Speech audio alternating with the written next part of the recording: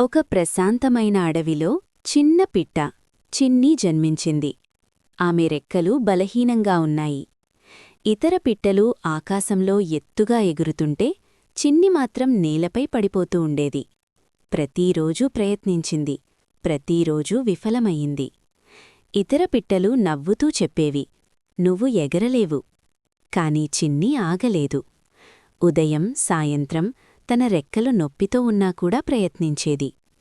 ఒకరోజు పెద్ద తుఫానొచ్చింది. అన్ని పిట్టలూ దాక్కున్నాయి. కాని చిన్ని ముందుకొచ్చింది. ఇదే నా అవకాశం. ఆమె దూకింది. తన శక్తి మొత్తం ఉపయోగించి రెక్కలు ఆడించింది. ఈసారి ఆమె పడిపోలేదు.